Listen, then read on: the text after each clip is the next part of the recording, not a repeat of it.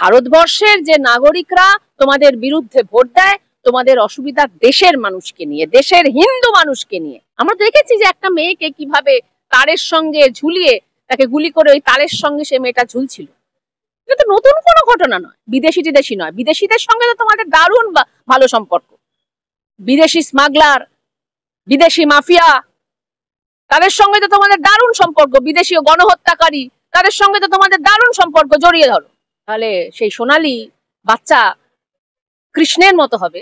যেই কংস মামা, যে অমিত শাহ যে কংস মামা, সেটা বাংলাদেশ এই বাচ্চা সোনালী বিবি এবং ভারতবর্ষের আমি তুমি এটা বলতে পারো। আমরা প্রতিবাদ করছিলাম তাদের বিজেপি এবং আরএসএস এর কার্গিল যুদ্ধকে কেন্দ্র করে, যখন তারা মুসলমান ভারতবর্ষের সমস্ত মুসলমানকে ও দেশে পাঠাও বলে আওয়াজ তুলছিল, তখন আমার জেল হয়েছিল।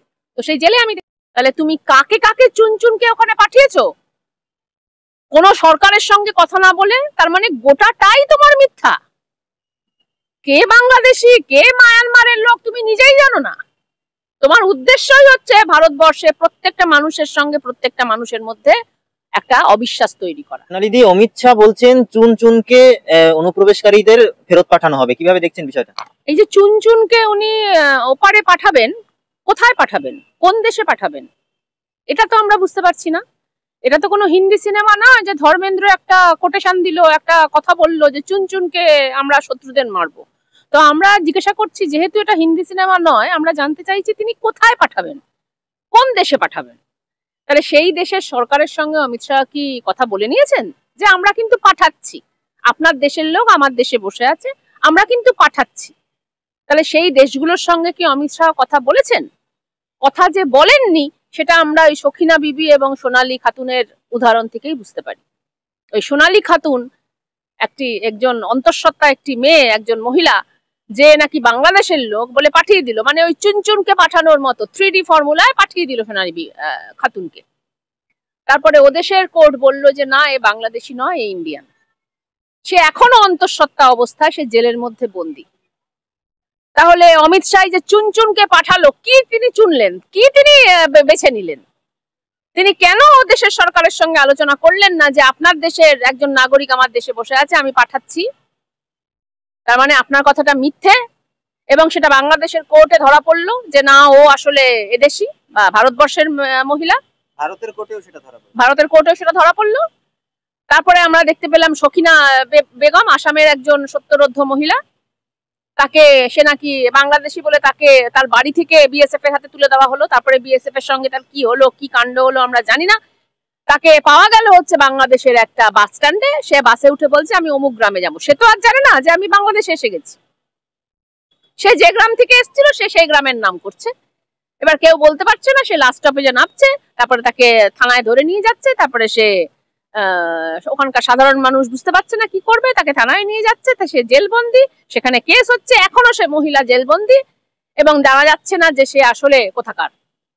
তাহলে তুমি কাকে কাকে চুনচুনকে ওখানে পাঠিয়েছো কোন সরকারের সঙ্গে কথা না বলে? তার মানে গোটাটাই তোমার মিথ্যা। কে বাংলাদেশি কে মায়ানমারের লোক তুমি নিজেই জানো না। তোমার উদ্দেশ্যই হচ্ছে ভারতবর্ষে প্রত্যেকটা মানুষের সঙ্গে, প্রত্যেকটা মানুষের মধ্যে একটা অবিশ্বাস তৈরি করা। তুমি নিজেই কয়েকদিন আগে বললে 2014 সাল পর্যন্ত যে হিন্দুরা আসবে তাদেরকে আমরা নাগরিকত্ব দেব, এখন বলছে চুনচুনকে পাঠিয়ে দেবে। আর তারপরে যাদেরকে পাঠাচ্ছ ও দেশের সরকার বলছে আমাদের নয়, ভারতবর্ষের, এবং কোর্ট বলছে, এদেশের কোর্টও বলছে। তোমার এই মিথ্যা কথাগুলো আসলে এই সখিনা বিবি এবং ওই সোনালীদের, অন্তঃসত্ত্বা মহিলাদের আসলে ওপর যে অত্যাচার, সেখান থেকে আজকে স্পষ্ট হচ্ছে। আজকে বাংলাদেশের জেলে যদি সোনালীর বাচ্চা হয়, তাহলে সেই সোনালী বাচ্চা কৃষ্ণের মতো হবে। যেই কংস মামা, যে অমিত শাহ যে কংস মামা, সেটা বাংলাদেশ এই বাচ্চা সোনালী বিবি এবং ভারতবর্ষের আমি তুমি এটা বলতে পারবো। দিদি, আপনি সোনালী বিবি,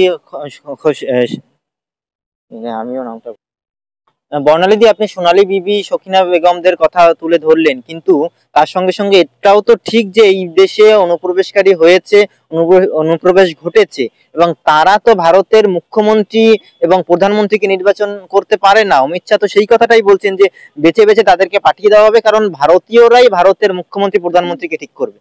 এটা প্রথম কথা হচ্ছে যে যারা একেবারেই অশিক্ষিত তারা এই কথাটা বলে ভারতবর্ষ কেন, পৃথিবীর সমস্ত দেশে যেখানে সীমান্ত আছে সেখানে অনুপ্রবেশ হয়। এবং আমি নিজে যখন কার্গিল যুদ্ধের সময় যখন আমরা প্রতিবাদ করছিলাম, তাদের বিজেপি এবং আরএসএস এর কার্গিল যুদ্ধকে কেন্দ্র করে যখন তারা মুসলমান, ভারতবর্ষের সমস্ত মুসলমানকে ও দেশে পাঠাও বলে আওয়াজ তুলছিল, তখন আমার জেল হয়েছিল।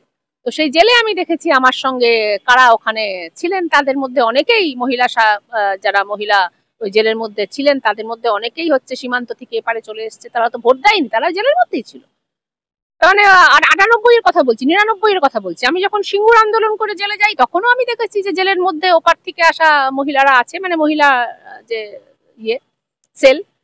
তার মানে এগুলো স্বাভাবিকভাবে যে কোনো দেশেই হতে থাকে। এই যে আনন্দবাজারে যে খবরটা বেরিয়েছে শরৎনগরে বিরাট সবাই পালাচ্ছে, সেখানে ইন বিটুইন দ্য লাইন্স তুমি যদি ভেতরে শুধু হেডিং করো না, তুমি যদি ভেতরটা পড়ো, সেখানে বিএসএফ বলছে যে না, এটা তো সারা বছরই এটা হতে থাকে, ওপার থেকে আসা এবং এপার থেকে যাওয়া।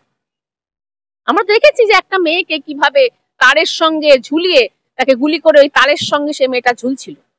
এটা তো নতুন কোনো ঘটনা নয়, এটা যে কোনো সীমান্তে এটা হয়। আর যখন ভারতবর্ষের মতো, বাংলার মতো যখন দেশভাগের শিকার যে সীমান্ত হয়, সেখানে আরো বেশি করে হয়। যে দেশভাগের জন্য দায়ী অমিত শাহরা, সেই অমিত শাহরা এই দায়টা এড়ানোর চেষ্টা করছে।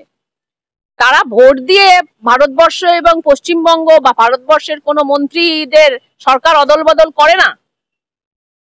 আসল কথাটা হচ্ছে যে তোমাদের অসুবিধা বিদেশি নিয়ে না, তোমাদের অসুবিধা হচ্ছে দেশের নাগরিকদের নিয়ে। ভারতবর্ষের যে নাগরিকরা তোমাদের বিরুদ্ধে ভোট দেয়, তোমাদের অসুবিধা দেশের মানুষকে নিয়ে, দেশের হিন্দু মানুষকে নিয়ে, যাদেরকে তোমরা বলেছিলে যে তোমরা এই পাশে এসছো, আমরা 2014 সাল পর্যন্ত তোমরা আসছো, তোমাদেরকে আমরা নাগরিকত্ব দেব। তাহলে তোমরা স্বীকার করে নিয়েছো ওপাশ থেকে এপাশে আসছে। তোমরা বলছো যে হ্যাঁ, তাদেরকে নাগরিকত্ব দিয়ে, তাদেরকে দিয়ে তোমরা প্রধানমন্ত্রী এবং মুখ্যমন্ত্রী তোমরা বাছাই করাবে, তোমরা তাদেরকে ভোটাধিকার দেবে। তার মানে ঘুষপেটিয়াদের তোমরা ভোটাধিকার দেবে, এটা তোমরা নিজেরা বলেছো। সে যদি হিন্দু হয়, তাহলে আসলে তোমাদের এখন এটাই ভয় যে ভারতবর্ষের হিন্দুরা, তারা যদি সবাই সর্বজনীন ভোটাধিকার ব্যবহার করে, তাহলে তোমাদেরকে তারা ভোটটা দিচ্ছে না। 2019-এর পর 2024-এ এটা প্রমাণ হয়ে গেছে। তাই তোমরা ছাপ্পা ভোটের ব্যবস্থা করছো এই সারের মধ্য দিয়ে। ভারতবর্ষের মানুষকে তোমরা বিশ্বাস করছো না। বিদেশি টিদেশি নয়, বিদেশিদের সঙ্গে তো তোমাদের দারুণ ভালো সম্পর্ক। বিদেশি স্মাগলার, বিদেশি মাফিয়া, তাদের সঙ্গে তো তোমাদের দারুণ সম্পর্ক। বিদেশি গণহত্যাকারী, তাদের সঙ্গে তো তোমাদের দারুণ সম্পর্ক, জড়িয়ে ধরো। তোমাদের সমস্যা হচ্ছে ভারতবর্ষের ভোটার, ভারতবর্ষের নাগরিক। আর হিন্দু হলে তো আরো সমস্যা, কারণ তারাও তোমাদের ভোটটা দিচ্ছে না। তাই তাদেরকে ভোটার তালিকা থেকে বাদ দেওয়ার জন্য তোমরা বিদেশের অজুহাত তুলছো।